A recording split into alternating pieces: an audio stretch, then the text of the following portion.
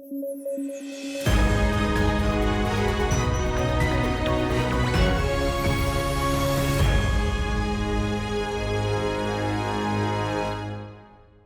News at 9 programme में आपका स्वागत है। मेरा नाम है विरत दुबे। आइए नजर डालते हैं आज की हेडलाइंस पर। पूर्णिमा देवी वर्मन को the times magazine women of the year 2025 की सूची में शामिल किया गया। इस सूची में शामिल होने वाली इकलौती भारतीय महिला हैं। हरगिला आर्मी के लिए हैं मशहूर। शक्तिकांत दास बने पीएमओ में प्रिंसिपल सेक्रेटरी 2। आरबीआई के गवर्नर रह चुके हैं शक्तिकांत दास। प्रधानमंत्री के मुख्य सहयोगी होते हैं मुख्य सचिव। और जर्मनी में हुए संसदीय चुनाव, चांसलर बनेंगे फ्रेडरिक मर्ज। रूस यूक्रेन विवाद रहा जर्मन चुनावों में हावी।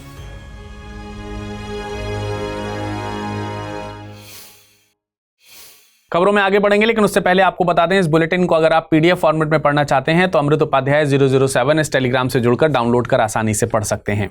अब आइए नजर डालते हैं खबरों पर विस्तार से। प्रसिद्ध भारतीय जीव विज्ञानी और वन्य जीव संरक्षणवादी पूर्णिमा देवी वर्मन को the times magazines women of the year 2025 की सूची में शामिल किया गया है। असम से ताल्लुक रखने वाली पूर्णिमा देवी वर्मन इस सूची में शामिल होने वाली एकमात्र भारतीय महिला बन गई हैं। जाहिर है, इस सूची में शामिल होने के लिए किसी महिला ने एक्स्ट्राऑर्डिनरी काम किया होगा। दरअसल पूर्णिमा देवी वर्मन ने असम में एक हरगिला आर्मी तैयार की है। हरगिला आर्मी तकरीबन 10,000 महिलाओं का एक समूह है जो हरगिला पक्षी को बचाने के लिए काम करती है। ग्रेटर एडजुटेंट स्टार्क सारस को असम की स्थानीय भाषा में हरगिला कहा जाता है। यह एक बड़ा पक्षी है जिसकी ऊंचाई 145 से 150 सेंटीमीटर तक होती है। यह स्कैवेंजर कैटेगरी में आता है, इसलिए लोगों के मन में इन पक्षियों की नकारात्मक छवि बनी हुई है। डॉक्टर बर्मन की हरगिला आर्मी इन पक्षियों को लेकर लोगों का परसेप्शन बदलने का काम करती है। साथ ही आर्द्रभूमि के संरक्षण पर भी काम करती है, जिससे इन पक्षियों के नेस्टिंग प्लेसेस को संरक्षित किया जा सके। उन्होंने वन्यजीव संरक्षण को महिला सशक्तिकरण के साथ मिलाकर एक स्थायी समुदाय संचालित आंदोलन तैयार किया है। उनके काम ने न केवल एक लुप्तप्राय प्रजाति को बचाया है, बल्कि आधिकारिक तौर पर IUCN के तहत इसके स्टेटस में भी बदलाव किया है। IUCN ने ग्रेटर एडजुटेंट स्टार्क के स्टेटस को दिसंबर 2023 में फिर से क्वालिफाई किया है। एंडेंजर्ड से इसका स्टेटस नियर थ्रेटेंड कर दिया गया है। पूर्णिमा देवी वर्मन को उनके कामों के चलते कई अवार्ड से नवाजा गया है। साल 2017 में उन्हें भारत सरकार ने नारी शक्ति पुरस्कार से सम्मानित किया था। नारी शक्ति पुरस्कार भारत में महिलाओं के लिए एक हाईएस्ट सिविलियन अवार्ड है। साल 2022 में उन्हें champions of the earth award से भी सम्मानित किया गया था। Champions of the earth award UNEP यानी यूनाइटेड नेशंस एनवायरनमेंट प्रोग्राम का पर्यावरण के क्षेत्र में सबसे बड़ा अवार्ड है।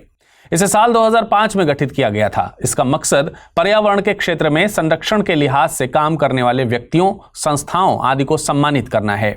साल 2024 में उन्हें व्हीटली गोल्ड अवार्ड से भी नवाजा गया था। व्हीटली गोल्ड अवार्ड को भारत में ग्रीन ऑस्कर भी कहा जाता है।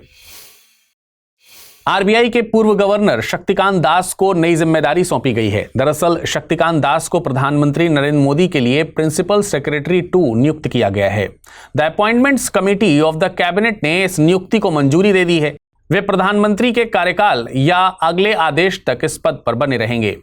देखिए, प्रिंसिपल सेक्रेटरी या मुख्य सचिव का पद पीएमओ में एडमिनिस्ट्रेटिव हेड यानी प्रशासकीय प्रमुख का होता है। मुख्य सचिव को पीएम का मुख्य सहयोगी माना जाता है। वर्तमान में प्रमोद कुमार मिश्रा मुख्य सचिव के पद पर हैं। शक्तिकांत दास को प्रिंसिपल सेक्रेटरी 2 नियुक्त किया गया है।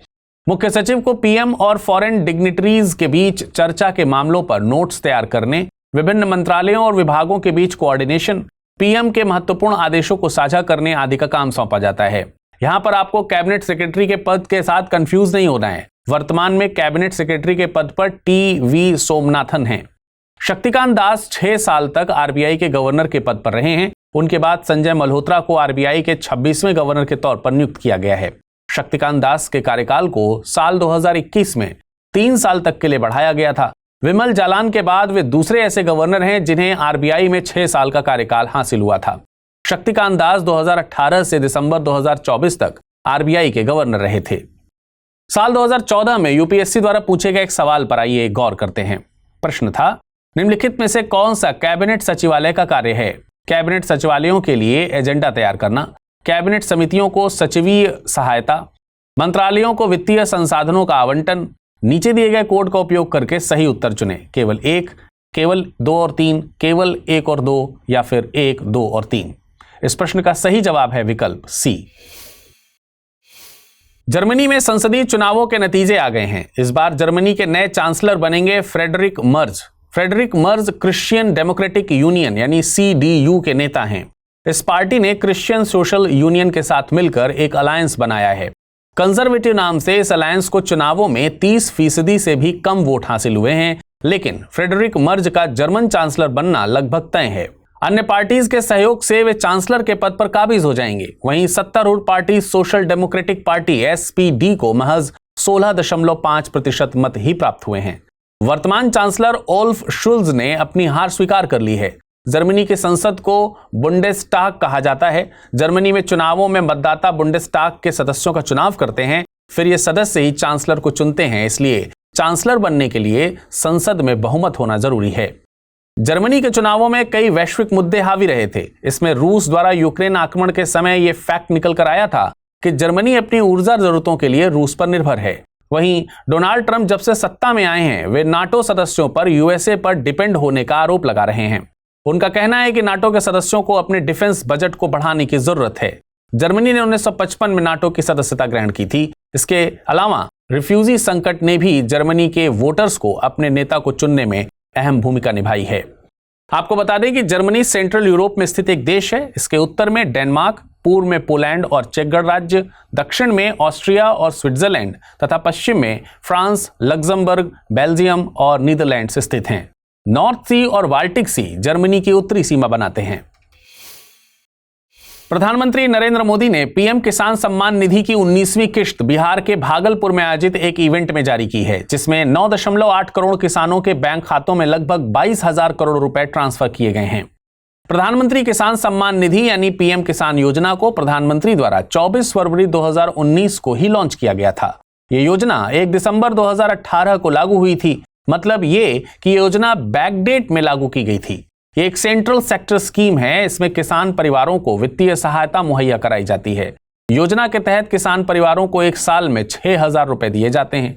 योजना को ministry of agriculture and farmers welfare के द्वारा लागू किया जा रहा है। हर 4 महीने पर 2,000 रुपए की एक किश्त दी जाती है। योजना के तहत परिवार की परिभाषा में पति, पत्नी और अवयस्क बच्चों को शामिल किया गया है। योजना का लाभ लेने के लिए लैंड होल्डिंग एकमात्र सोल क्राइटेरिया है। योजना की शुरुआत में 2 हेक्टेयर लैंड होल्डिंग वाले किसानों तक ही योजना सीमित थी। बाद में योजना को रिवाइज करके सभी किसान परिवारों तक इसे एक्सटेंड कर दिया गया था। योजना के तहत किसान परिवारों की ऐसी श्रेणियां भी हैं जो इस योजना का लाभ लेने की हकदार नहीं होंगी। इनमें सभी इंस्टीट्यूशनल लैंड होल्डर्स और ऐसे किसान परिवार जो किसी एक श्रेणी या एक से ज्यादा से ताल्लुक रखते हैं। वे श्रेणियां इस तरह से हैं, जैसे संवैधानिक पद पर वर्तमान या पूर्व में रहे धारक, पूर्व और वर्तमान मंत्री, राज्य मंत्री और लोकसभा, राज्यसभा, राज्य विधानसभाओं, राज्य विधान परिषदों के पूर्व वर्तमान सदस्य, नगर निगमों के पूर्व और वर्तमान महापौर, जिला पंचायतों के पूर्व और वर्तमान अध्यक्ष, सभी सेवानिवृत्त पेंशन भोगी जिनकी मासिक पेंशन रुपए 10,000 या उससे अधिक है, मल्टीटास्किंग स्टाफ, चतुर्थ श्रेणी समूह D कर्मचारियों को छोड़ करके। पिछले निर्धारण वर्ष में आयकर का भुगतान करने वाले सभी व्यक्ति, पेशेवर निकायों में शामिल लोग, मसलन पंजीकृत डॉक्टर, इंजीनियर, वकील, चार्टर्ड अकाउंटेंट और आर्किटेक्ट, केंद्र राज्य सरकार के मंत्रालयों, कार्यालयों, विभागों और इनकी फील्ड इकाइयों के सभी सेवारत या सेवानिवृत्त अधिकारी और कर्मचारी, केंद्रीय या राज्य PSE और संबद्ध कार्यालय, सरकार के अधीन स्वायत्त संस्थान और साथ ही स्थानीय निकायों के नियमित कर्मचारी, मल्टीटास्किंग स्टाफ, चतुर्थ श्रेणी ग्रुप D कर्मचारियों को छोड़कर। आइए हम नजर डालते हैं आज के टर्म ऑफ द डे पर। आज का टर्म ऑफ द डे है डोपामाइन। आपने अपने आसपास ऐसे कुछ लोग देखे होंगे जो आमतौर पर खुशी नजर आते होंगे, वहीं कुछ लोग अक्सर ही दुखी रहते हैं। दरअसल लोगों का मूड अच्छा और बुरा होने में डोपामाइन रोल प्ले करता है। डोपामाइन को हैप्पीनेस हार्मोन भी कहा जाता है। यह हमारे दिमाग में काम करने वाला एक न्यूरोट्रांसमीटर है जिसे ब्रेन की सेल्स आपस में बातचीत करती हैं। यह एक सेल से दूसरे सेल तक सिग्नल ट्रांसफर करने का काम करता है। यह हमारी मूवमेंट, मेमोरी, मूड, अटेंशन आदि में योगदान करता है। शरीर में इसका पर्याप्त स्तर होना बेहद जरूरी है। कई रिसर्च बताती हैं कि अगर दिमाग में डोपामाइन का लेवल सही मात्रा में होता है तो हमारा मूड आमतौर पर बेहतर ही रहता है। जाता है। ये प्रोडक्टिविटी को बढ़ाने के लिए बेस्ट माना जाता है। वहीं अगर डोपामाइन की मात्रा दिमाग में कम हो जाए तो इंसान का मूड खराब हो सकता है और इसके काम करने का स्तर गिर सकता है। ऐसा दावा किया जाता है कि अगर इंसान के अंदर अलर्टनेस, मोटिवेशन, जोश, कोऑर्डिनेशन व नींद में कमी आने लगे तो ये डोपामाइन की मात्रा कम होने के संकेत हैं। आइए नजर डालते हैं आज की रैपिड न्यूज पर। प्रधानमंत्री नरेंद्र मोदी झुमोइर बिनंदिनी 2025 कार्यक्रम में शामिल होने वाले हैं, जहां 8000 कलाकार झुमोइर या झूमर डांस प्रस्तुत करेंगे। यह असम में चाय पैदा करने वाली आदिवासी जनजातियों का पारंपरिक लोक नृत्य है। इस डांस को ढोल, ताल और बांसुरी जैसे वाद्य यंत्रों के साथ किया जाता है। यह डांस फसल उत्सव, शादियों और सामुदायिक समारोहों में किया जाता है। इसमें पुरुष और महिलाएं गोल घेरे में एक दूसरे की कमर पकड़कर डांस करते हैं। महिलाएं रंगीन साड़ी और पुरुष धोती कुर्ता पहनते हैं। यह नृत्य एकता, सांस्कृतिक गौरव और सामुदायिक बंधन को दर्शाता है। तमिलनाडु के सार्वजनिक स्वास्थ्य विभाग ने अपनी एक रिपोर्ट में बताया है कि भवानी नदी का पानी पीने योग्य नहीं है। भवानी नदी पश्चिमी घाट के नीलगिरी पहाड़ियों से निकलती है और तमिलनाडु के नीलगिरी, कोयम्बटूर और इरोड जिलों से होकर बहती है। यह कावेरी नदी की प्रमुख सहायक नदी है और राज्य की दूसरी सबसे बड़ी नदी है। भवानी नदी लगभग 185 किलोमीटर की यात्रा के बाद भवानी शहर में कावेरी नदी से मिल जाती है। इसका 90% पानी कृषि के लिए उपयोग किया जाता है। इस नदी पर भवानी सागर बांध भी बना हुआ है, जो दुनिया के सबसे बड़े मिट्टी के बांध में से एक है। भवानी संगमेश्वर मंदिर इसके संगम स्थल पर स्थित एक प्रसिद्ध तीर्थ स्थान है। मध्य प्रदेश देश में गिद्धों की सबसे बड़ी आबादी वाला राज्य बन गया है। दरअसल वन विभाग के पहले चरण की गणना के अनुसार राज्य में गिद्धों की संख्या 12,981 पहुंच गई है। यह गिनती राज्य के 16 वन वृत्तों, 64 प्रभागों और 9 संरक्षित क्षेत्रों में की गई है। 2016 से शुरू हुई गणना में गिद्धों की संख्या लगातार बढ़ रही है। 2019 में 8,397, 2024 में 10,845 और अब 12,991 हो गई है। मध्य प्रदेश में गिद्धों की 7 प्रजातियां हैं, जिनमें से 4 स्थानीय, 3 प्रवासी प्रजाति शामिल है। आपको बता दें कि गिद्ध मृत जानवरों को खाकर पर्यावरण को साफ करते हैं और बीमारियों को फैलने से रोकते हैं। ये पारिस्थितिकी तंत्र के लिए एक अहम भूमिका निभाते हैं। प्रधानमंत्री नरेंद्र मोदी 12 मार्च को मॉरिशस के राष्ट्रीय दिवस समारोह के मुख्य अतिथि के रूप में शामिल होंगे। यह दिन मॉरिशस के लिए बहुत ही खास है, क्योंकि 12 मार्च 1968 को यह देश ब्रिटिश शासन से आजाद हुआ था। इसके बाद 1992 में इसी दिन मॉरिशस राष्ट्रमंडल के अंदर एक गणराज्य बनाया गया था। भारत और मॉरिशस के बीच लंबे समय से घनिष्ठ संबंध रहे हैं। मॉरिशस पश्चिमी हिंद महासागर में स्थित एक द्वीपीय देश है, जहां भारतीय मूल के लोगों की बड़ी आबादी रहती है। दोनों देश सांस्कृतिक, आर्थिक और सुरक्षा के क्षेत्र में मिलकर काम कर रहे हैं। केंद्रीय सांख्यिकी और कार्यालय कार्यान्वयन मंत्रालय ने भारत में डाटा सेट्स और रजिस्ट्रीज का संकलन 2024 जारी किया है। यह पहल डेटा की पहुंच को बढ़ावा देने और निर्णय लेने को सशक्त बनाने के लिए है। इस संकलन में लगभग 270 डाटा सेट्स और रजिस्ट्रीज को शामिल किया गया है। यह डेटा 40 मंत्रालयों और विभागों से संबंधित है, जो कृषि, स्वास्थ्य, शिक्षा, श्रम, ग्रामीण विकास जैसे क्षेत्रों को कवर करते हैं। यह उपयोगकर्ताओं को सरकार के डेटा की उपलब्धता, दायर करने और पहुंच के बारे में आसानी से जानकारी प्रदान करते हैं। इसमें डेटा एकत्र करने की विधि, अपडेट की समयावधि, साझाकरण नीतियों और कानूनी ढांचों की जानकारी दी गई है। आइए अब नजर डालते हैं आज के बुलेटिन पर बनने वाले प्रश्नों पर।